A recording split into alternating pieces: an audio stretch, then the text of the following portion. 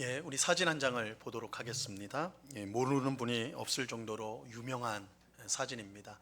1936년 베를린 올림픽 당시 마라톤 이제 우승자들 시상식 장면이죠.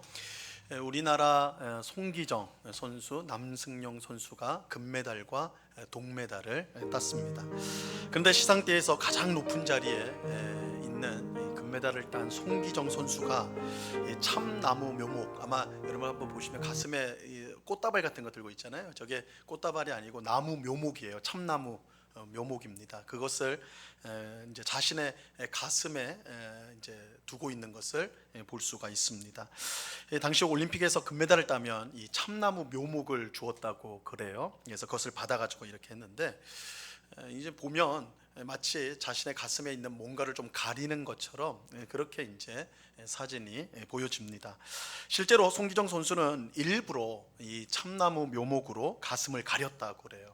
그 이유는 이 송기정 선수의 가슴에는 조국 대한민국의 국기인 태극기가 아니라 당시 우리나라를 강탈한 일본의 국기 일장기가 가슴에 있었기 때문입니다. 옆에 보시면 일장기를 단 선수가 보이죠? 이 남승용 선수입니다.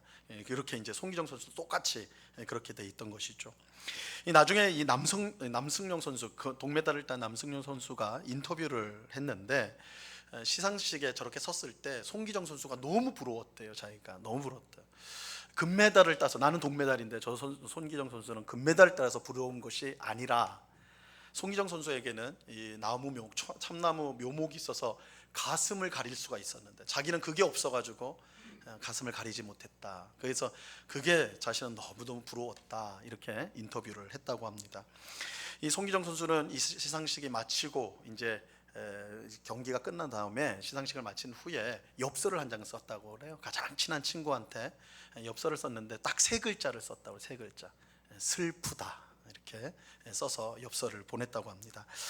사실 올림픽 마라톤에서 이 금메달을 따는 것은 선수 본인에게 있어서는 가장 영광스럽고 자랑스럽고 또한 기쁜 일입니다. 비록 조국의 국기가 아닌 일장기를 달았다 해도 그 영광과 기쁨과 자랑은 사라지는 것이 아닐 것입니다. 세계 모든 사람들이 지켜보는 가운데 얼마든지 기뻐하고 자랑스러워 할 수 있을 것입니다. 그것을 두고 시비를 걸 사람은 없을 거예요. 하지만 송기정 선수와 남승용 선수는 그렇게 하지 않았습니다.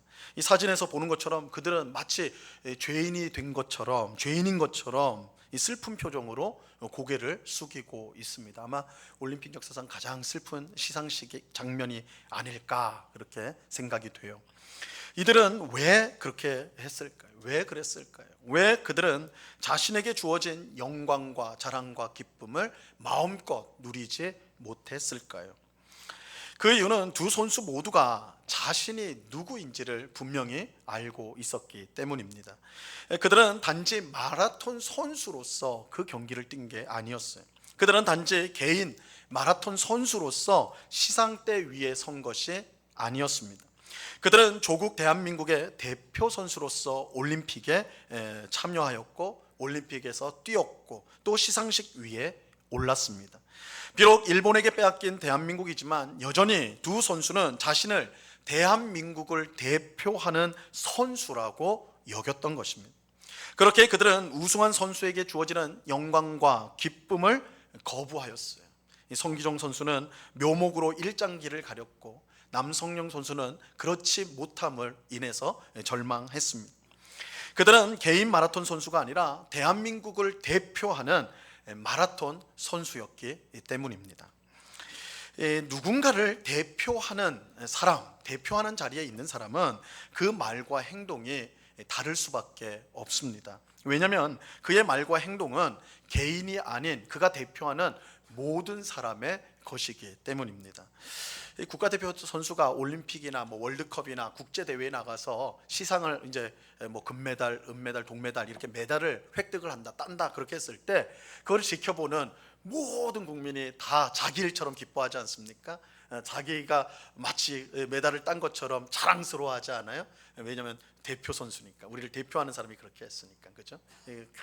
자랑스러워한다고요. 반대로 국가대표 선수가 일탈을 해요. 우리 간혹 그런 뉴스들을, 좀 가슴 아픈 뉴스를 보죠. 뭐 도박을 했다든지 음주운전을 했다든지 해서는 안 될 그런 부적절한 행동을 했을 때에 그들 개인의 수치요, 그들 개인의 일탈로 그치는 것이 아니라 그걸 지켜보는 우리 국민들도 함께 부끄러워하고 함께 분노하게 되는 거예요. 왜냐하면 그들이 우리를 대표하기 때문입니다. 이것이 대표하는 자리에 있는 사람이 가진 영광의 무게라고 할 수가 있는 것이죠.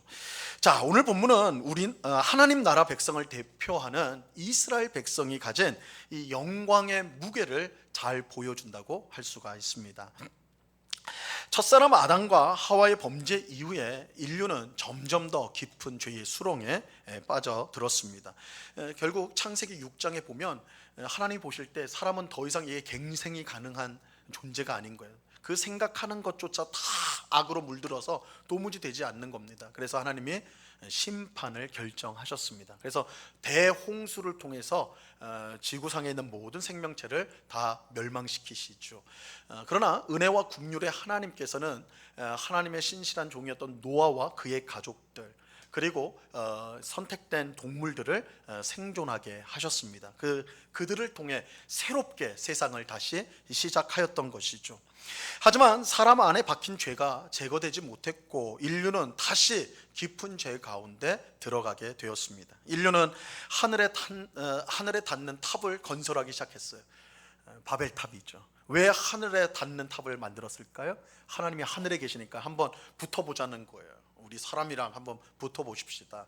사람의 그 죄악이 얼마나 깊은가를 잘 보여주는 것이죠.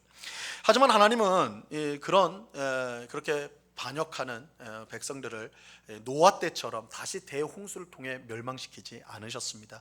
단지 그들의 언어를 혼잡하게 하심으로 흩어지게 하셨어요. 자, 이때 하나님은 세계상 전체를 심판하지 않으시고 대신 한 사람을 선택하십니다. 하나님은 그 택한 사람을 통해 세상을 구원하고자 하셨습니다. 하나님께서 세상을 구원하기 위해 선택한 한 사람은 바로 아브라함입니다. 아브라함을 택하셨어요. 하나님은 아브라함을 부르면서 그를 통해서 이루실 일을 그에게 미리 말씀해 주셨습니다. 창세기 12장 3절 말씀입니다. 우리 같이 읽어볼게요. 시작. 너를 축복하는 자에게는 내가 복을 내리고 너를 저주하는 자에게는 내가 저주하리니 땅의 모든 족속이 너로 말미암아 복을 얻을 것이라 하신지라. 하나님께서 아브라함을 선택하신 목적이 뭐냐? 그를 통해서 땅의 모든 족속, 땅에 있는 모든 사람들, 세상 사람들에게 복을 주기 위해서입니다. 이 복은 무슨 복이에요? 구원의 복입니다. 구원의 복이에요. 즉 하나님은 아브라함을 통해 모든 민족을 구원하겠다라고 말씀하신 것입니다. 하나님은 아브라함을 통해 구원 계획을 이루어 가셨습니다. 하나님은 아브라함에게 가나안 땅을 주고 또한 그 큰 민족을 주겠다 약속을 하시죠. 땅을 주고 민족을 주겠다는 것은 무슨 뜻이에요? 나라를 세우겠다는 거예요. 내가 너를 통해 나라를 세우겠다. 어떤 나라입니까? 온 세상에 복이 되는 나라, 온 세상을 구원하는 나라를 세우겠다는 것입니다. 하나님께서 아브라함에게 하신 약속은 정확하게 성취가 되었습니다. 아브라함 한 사람을 시작으로 이스라엘이라는 큰 민족이 만들어지게 됩니다. 아이가 마치 엄마의 뱃속에서 10개월 동안 자라듯이, 이 땅에 나와서 생존할 수 있는 그런 모습으로 자라나듯이 아브라함의 후손들인 이스라엘 백성들은 애굽에서 400년 동안, 애굽에 내려갈 때 한 70명이 내려갔거든요. 그러나 400년이 지나는 동안 수백만에 이르는 큰 민족으로 성장하게 됩니다. 하지만 큰 민족이 되기는 했지만 남의 나라에서 종살이를 하고 있었습니다. 이것은 온 세상에 복이 되고 구원을 전하는 그런 민족의 모습과는 거리가 멀었죠. 그래서 하나님은 모세를 보내어 애굽에서 종살이하던 이스라엘 백성들을 구원하십니다. 그리고 약속의 땅인 가나안으로 그들을 이끄시고 그곳에서 나라를 세우시죠. 그런데 그들을 애굽에서 구출하면서 제일 먼저 간 곳은 가나안 땅이 아니었어요. 어디로 가세요? 시내산으로 가시죠. 시내산으로 데려가십니다. 그곳에서 하나님은 아브라함에게 주셨던, 그들의 조상인 아브라함에게 주셨던 약속을 다시 한번 확인해 주십니다. 출애굽기 19장 5절과 6절 말씀입니다. 이 말씀 같이 읽습니다. 시작. 세계가 다 내게 속하였나니 너희가 내 말을 잘 듣고 내 언약을 지키면 너희는 모든 민족 중에서 내 소유가 되겠고 너희가 내게 대하여 제사장 나라가 되며 거룩한 백성이 되리라. 너는 이 말을 이스라엘 자손에게 전할지니라. 하나님은 모든 세계의 나라들이 다 내 것인데 그 중에 너희 이스라엘 백성을 내 백성으로 삼았다, 선택하였다라고 말씀합니다. 그들을 선택한 목적이 뭐냐? 너희가 내게 대하여 제사장 나라가 되도록 하기 위해서다. 하나님께서 이스라엘 백성을 선택하셨는데 제사장 나라로 삼기 위해서였습니다. 그럼 제사장이 뭐예요? 제사장이 무슨 일을 하는 사람입니까? 하나님과 죄인 사이에 서서, 가운데 서서 하나님과 죄인을 연결해 주는 사람이 제사장입니다.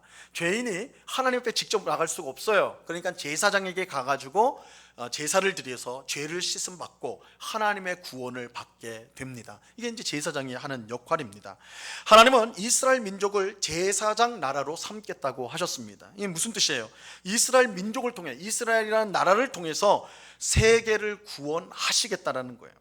이것은 하나님께서 이스라엘의 조상인 아브라함에게 주신 약속과 정확히 일치하는 것이죠. 하나님은 아브라함에게 너를 통해 모든 족속이 복을 받는다, 구원의 복을 받게 될 것이다 하셨는데 이스라엘 백성에게도 똑같이 너를 제사장 나라로 삼아서 세상을 구원하겠다라고 말씀하는 것입니다. 자, 이렇게 보면 이스라엘 백성은 하나님 나라를 대표하는 백성이라고 할 수가 있는 것이죠. 대표로 뽑힌 사람들이에요. 하나님께서 온 세상을 구원하기 위해 선택한 대표들입니다. 이스라엘 백성이 어떻게 하느냐에 따라서 세상 사람들의 운명이 결정이 되는 것이에요. 이스라엘 백성이 하나님의 말씀에 순종하면 온 세상 그들이 순종하면 그들이 복을 받을 뿐만 아니라 누구도 복을 같이 받아요? 세상 사람들이 복을 같이 받게 돼요. 이 대표니까. 근데 반대로 이스라엘 백성들이 불순종하면 그들만 저주를 받는 게 아니에요. 누구도 저주를 받아요? 온 세상이 저주를 받게 되는 것입니다. 이스라엘은 다른 나라와 달리 세상의 구원을 위해 하나님께 선택을 받은 대표 나라입니다. 이것을 우리가 이제 다른 말로 표현해 보면요, 이스라엘은 선교의 사명을 받았다, 선교의 사명을 받은 나라다라고 할 수가 있습니다. 여러분, 선교가 뭐예요? 복음을 전하는 것이고 구원을 전하는 것이죠. 하나님께서 이스라엘에게 세상을 구원하는 사명을 주셨다는 것은 곧 그들에게 선교의 사명을 주셨다는 뜻이 되는 것입니다. 자, 바로 이런 이유로 이스라엘 백성의 순종과 불순종은 그들의 문제로만 그치는 것이 아닙니다. 자, 이게 이제 오늘 중요한 내용입니다. 우리가 지금 신명기 28장을 우리가 28장, 29장 이렇게 보면서 하나님과 그들이 언약을 맺었을 때 그 언약에 잘 순종하면, 율법에 순종하면 복이 주어진다. 28장에 나오잖아요, 그죠? 복이 주어진다. 모든 복이 다 주어진다. 불순종하면요, 저주가 임한다. 모든 저주가 임한다. 이렇게 말씀드렸잖아요. 우리가 봤잖아요. 근데 이렇게만 보면 이것이 언약을 지키는 거, 또한 율법을 지키는 것이 이스라엘 백성 그들만의 문제로만 생각할 수가 있다고요. 그죠? 그들이 잘 지키면 그들이 복을 받고 그들이 못 지키면 그들이 저주를 받는다. 이렇게만 생각할 수가 있어요. 그런데 사실은 그렇지 않습니다. 그들은 하나님께서 그들을 제사장 나라로 삼으셨기 때문에 그들의 순종은 그들에게만 복을 주는 것으로 그치지 않고 그들을 통해 세상이 복받는 것으로 연결이 되는 거예요. 마찬가지로 이스라엘 백성이 불순종하여서 저주를 받을 때에 그 저주는 그들 이스라엘 백성에게만 임하는 것이 아니라 누구에게도요? 세상 사람들에게도 같이 임하게 되는 것입니다. 이것이 오늘 우리가 보는 본문의 초점이고 가장 중요한 핵심이라고 할 수가 있습니다. 자, 오늘 우리가 읽은 본문은 지난 주일과 이제 연결되는 내용인데요. 우리는 지난 주일에 이스라엘 백성이 우상을 숭배하여서 하나님과 맺은 언약을 깨트릴 때에 그들에게 모든 저주와 심판이 임하게 된다는 것을 살펴보았습니다. 그런데 오늘 본문에 보면 이스라엘 백성이 이처럼 언약을 깨트려서 모든 저주와 심판을 받아 멸망하게 됐을 때, 망하게 되었을 때, 그때 그것을 지켜본 여러 나라 사람들이 질문을 한다는 거예요. 질문을. 자, 오늘 본문 24절 말씀 보시기 바랍니다. 24절 같이 읽습니다. 시작. 여러 나라 사람들도 묻기를 여호와께서 어찌하여 이 땅에 이같이 행하셨느냐, 이같이 크고 맹렬하게 노하심은 무슨 뜻이냐 하며, 이스라엘 백성이 우상 숭배를 하고 온갖 죄악을 저질러 언약을 깨트렸을 때 하나님께서 모든 저주를 내리시고 그들을 철저하게 심판하세요. 그것이 얼마나 끔찍한지 그것을 본 여러 나라 사람들이 질문을 하는 거예요. 뭐라고 질문하냐면, 하나님께서 어찌하여 이렇게 끔찍한 심판을 내리셨느냐, 아니 도대체 이스라엘 백성들이 무슨 잘못을 했길래 이렇게 하나님이 분노하셨느냐, 이렇게 질문을 한다는 거예요. 이 질문에 대한 답은 너무나 분명하죠. 이스라엘 백성들이 하나님과 맺은 언약을 깨트렸기 때문이라는 거예요. 그렇죠? 언약을 깨트려서 그렇게 됐다. 자, 25절 말씀 보세요. 25절 같이 읽습니다. 시작. 그때에 사람들이 대답하기를 그 무리가 자기 조상의 하나님 여호와께서 그들의 조상을 애굽에서 인도하여 내실 때에 더불어 세우신 언약을 버리고, 언약을 버렸다, 언약을 깨트렸다라는 거 아니에요. 그죠? 자, 여기서 우리가 이제 눈여겨봐야 될 중요한 사실이 있는데요. 그것은 이스라엘 백성이 언약을 깨트려서 망했을 때에 왜 여러 나라 사람들이 이렇게 관심을 갖냐라는 거예요. 질문을 한다는 건 관심이 있다는 거 아니에요. 그렇죠? 왜 이렇게 관심을 갖고 질문을 하느냐는 것이죠. 이것은 단순한 호기심 때문이 아닙니다. 혹은 이스라엘 백성들, 잘난 척 많이 하는 이스라엘 백성들이 이렇게 망하는 거 보고 꼴 좋다, 쌤통이다 라는 생각으로 이렇게 질문하는 것이 아닙니다. 여러 나라 사람들이 이스라엘 백성들이 망한 것에 관심을 가지는 이유는 분명해요. 하나님께서 그들을 세상을 구원하기 위한 제사장 나라로 세우셨기 때문입니다. 만약 이스라엘 백성이 하나님 말씀에 온전히 순종하여 언약 안에서 약속된 모든 복을 받게 된다면, 그것을 보는 세상 사람들은 하나님이 얼마나 위대하고 은혜롭고 복된 분인지를 알게 될 것입니다. 그래서 그들은 이스라엘을 통해서 그 복되고 은혜로우신 하나님 앞에 나오게 되고 구원의 은혜를 함께 누리게 될 거예요. 이것은 이스라엘 백성이 제사장 나라의 역할을 제대로 행할 때 이런 일이 일어나게 되는 것이죠. 반대로 이스라엘 백성이 하나님의 말씀에 불순종하여 언약 안에서 약속된 모든 저주를 받게 된다면, 그래서 철저하게 망하게 된다면, 그것을 보는 세상 사람들은 하나님이 얼마나 공의롭고 두렵고 무서운 분인지를 알게 될 거예요. 이러한 이스라엘의 실패는 세상 사람들이 하나님께로 나오는데 장애물이 될 것입니다. 이것은 이스라엘 백성이 제사장 나라의 역할을 제대로 하지 못했다라는 것을 보여주는 것이죠. 이러한 사실은 이스라엘 백성이 하나님의 말씀에 순종해야 하는 이유가 단순히 자신만을 위한 것이 아님을 보여주는 거예요. 그들의 순종은 자신들뿐만 아니라 세상 사람들에게도 영향을 미칩니다. 그들이 제사장 나라이기 때문에, 그들이 제사장 나라로 세움을 받았기 때문에 그들의 순종과 불순종은 자신들의 문제로 그치는 것이 아니라 그들이 대표로 하는 세상 사람들의 문제로 이어진다는 것입니다. 그들의 순종은 자신들뿐만 아니라 세상 사람들을 복되게 하는 일이 될 것입니다. 하지만 그들의 불순종은 자신들이만 저주를 받는 것이 아니라 온 세상 사람들을 저주받게 하는 일이 되는 것입니다. 그렇게 이스라엘 백성은 자신들뿐만 아니라 세상 사람들을 위해서도 하나님 말씀에 순종해야 되는 거예요.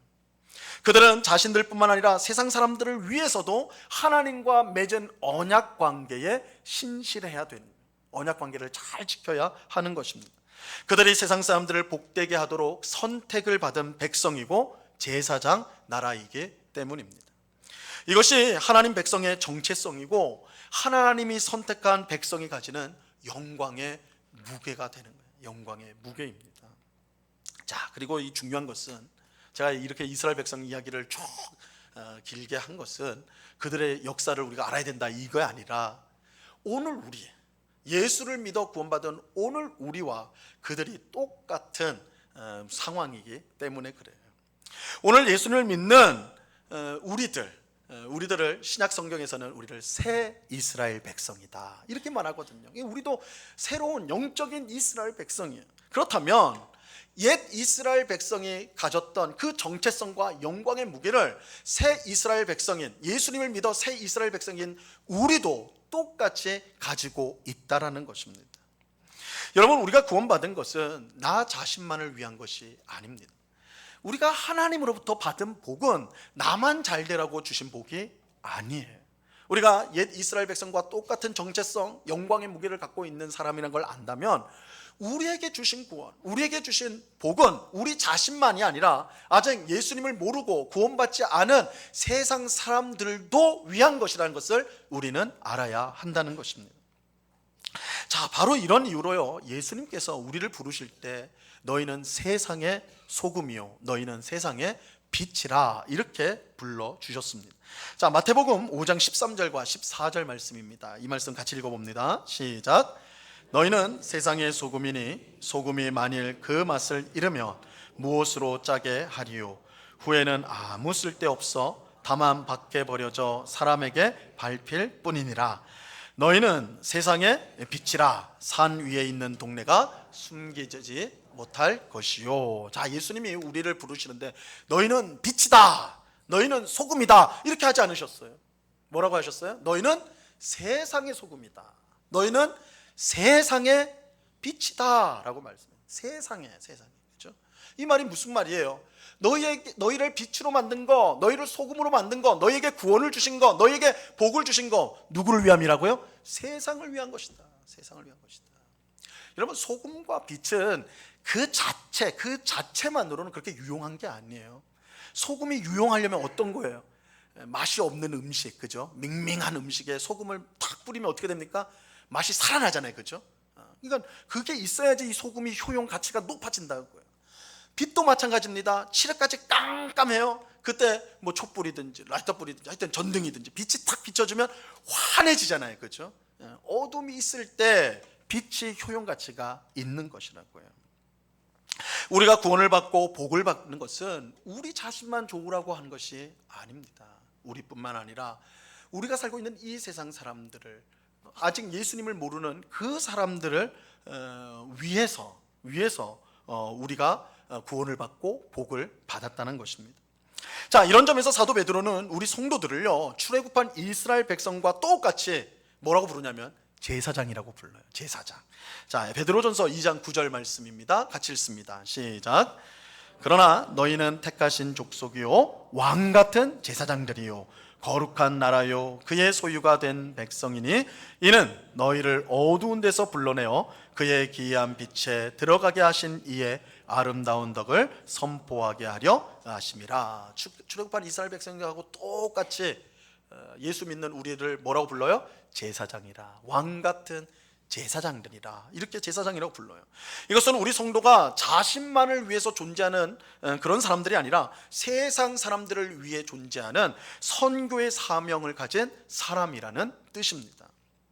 자, 우리가 이런 사실을 진지하게 받아들인다면 우리가 신앙생활을 열심히 해야 되는 분명한 이유를 가지게 됩니다. 여러분, 우리는 왜 신앙생활을 열심히 해야 될까요? 신앙생활을 왜 열심히 해야 될까요? 하나님을 왜 열심히 섬겨야 될까요? 아니, 열심히 신앙생활하고 열심히 믿어야지 우리가 구원도 받고 복도 받고 은혜도 받고 그런 거 아닙니까? 그죠? 내가 복 받고 우리 가족이 복 받고 그런 거 아닙니까? 맞아요.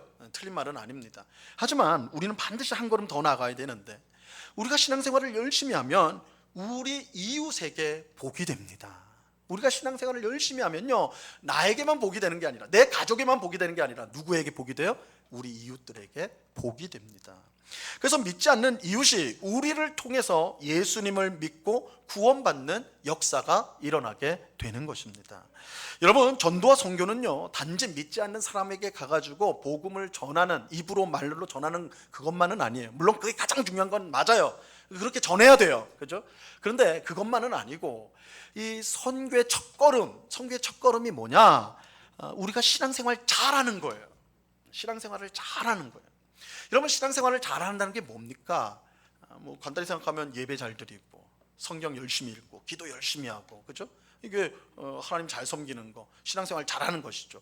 그런데 여기에 그치는 것이 아니고 이렇게 하는 것, 하나님 앞에 잘하는 것과 동시에 똑같이 중요한 게 있어요. 그것은 뭐냐면 이웃을 내 몸과 같이 사랑하는 거예요. 이웃을 사랑하여서 이웃을 섬기고 이웃을 용서하고 이웃을 화해하고, 그죠? 이웃의 유익을 구하는, 그래서 이웃을 내 몸과 같이 사랑하는 것이 신앙생활 잘하는 거예요. 이거 분리되면 안 돼요. 예수님께서 분명히 말씀하셨어요. 율법이 뭐냐? 하나님을 사랑하는 것과 이웃을 내 몸과 같이 사랑하는 것이다. 이게 떨어지면 안 돼요. 그래서 신앙생활 잘한다는 것은 교회만 잘 다닌다는 뜻이 아닙니다. 이웃에게 잘하는 거, 이웃을 사랑하는 거, 그것이 합쳐져야지 온전히 우리가 신앙생활을 잘한다라고 할 수가 있어요. 자, 그리고 이렇게 하는 것, 그죠? 하나님을 잘 섬기고 이웃을 내 몸과 같이 사랑하는 것이 진정한 신앙생활이라고 할 수 있고, 그것이 선교의 첫 걸음이에요. 전도와 선교의 첫 걸음이에요. 인도의 위대한 지도자인 간디가 이렇게 말을 했다고 해요. 유명한 말이에요. 아마 누군가 간디에게 예수님 믿으세요 했나 봐요. 전도를 했나 봐요. 근데 간디가 이렇게 말을 했다고 했죠. 나는 당신들이 믿는 예수님을 존경합니다. 나도 예수님 존경해요. 그러나 나는 예수쟁이들은 싫습니다. 예수 믿는 사람들은 난 싫습니다.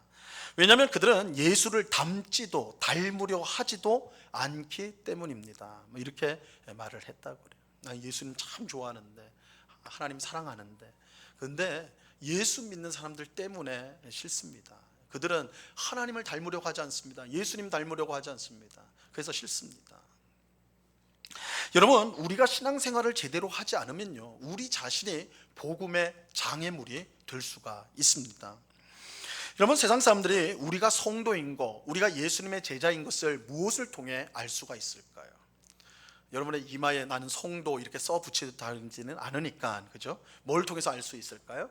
내가 성경책 큰 거, 조그만 거는 안 보이니까 큰 거 들고 다니면, 이야, 저 사람 예수님의 제자구나, 이렇게 알 수 있을까요? 아니면 명동이나 지하철 그 사람 많은 데 가가지고 예수천당 불신지옥 외치면 알 수가 있는 것일까요? 예수님이 이렇게 말씀하셨어요. 요한복음 13장 35절입니다. 같이 읽습니다. 시작. 너희가 서로 사랑하면 이로써 모든 사람이 너희가 내 제자인 줄 알리라. 우리가 어떻게 예수님의 제자로 세상 가운데 드러날 수 있습니까? 우리가 뭘 해야지 우리가 예수님의 제자인 줄 사람들이 안다고 그래요? 우리가 뭘 해야 돼요? 서로 사랑하면. 그렇죠? 우리 성도들끼리 먼저 사랑하고, 성도일 뿐만 아니라 믿지 않는 자라도 사랑하고 용서하고 화해하고, 그 사람의 유익을 위해서 우리가 봉사할 때, 섬길 때, 그것을 통해서 우리가 서로 사랑하는 그 모습을 통해, 아, 저 사람은 예수의 제자구나, 하나님의 사람이구나, 그거를 알 수가 있다라는 거예요. 여러분, 하나님은 아브라함과 그의 후손 이스라엘 백성을 택하여 모든 족속에게 구원의 복을 전하려고 하셨습니다. 그들은 모든 나라 가운데 그들을 대표 백성으로 삼으시고 제사장 나라로 삼으셨습니다. 이것은 오늘 우리에게도 똑같이 해당돼요. 하나님은 우리를 택하여 예수님을 믿게 하심으로 새 이스라엘 백성으로 삼아 세상 모든 사람에게 구원의 복을 전하려고 하십니다. 우리를 왕같은 제사장으로 세우셨어요. 우리를 세상의 소금과 세상의 빛으로 불러주셨습니다. 우리에게 선교의 사명을 주셨습니다. 그렇다면 우리는 어떻게 살아야 할까요? 여러분, 우리는 어떻게 살아야 될까요? 우리는 우리 자신만을 위해 살아서는 안 됩니다. 우리는 하나님께서 우리에게 선교의 사명을 주셨다는 사실을 꼭 마음에 새겨야 돼요. 우리 선교의 사명을 주셨어요. 이 선교, 전도 이렇게 말하면 많은 성도님들이 내 일이 아니다 이렇게 생각을 해요. 그럼 목사님 혹은 선교사님 일이지 내 일 아니다 이렇게 생각해요. 그렇지 않아요. 여러분, 하나님, 우리 성경에서 우리를 뭐라고 했다고요? 제사장이요, 제사장. 너희는 제사장이다, 왕같은 제사장이다. 너희는 세상의 소금이다. 너희는 세상의 빛이다. 이 말이 뭐예요? 우리 모두에게, 목사와 선교사에게만이 아니라 우리 모두에게 선교의 사명을 주셨다는 거예요. 선교의 사명을 주셨어요. 그렇게 우리는 선교의 사명을 잘 감당해야 돼요. 그러기 위해서 우리가 가장 힘써야 될 일이 있다면 신앙생활을 제대로 하는 겁니다.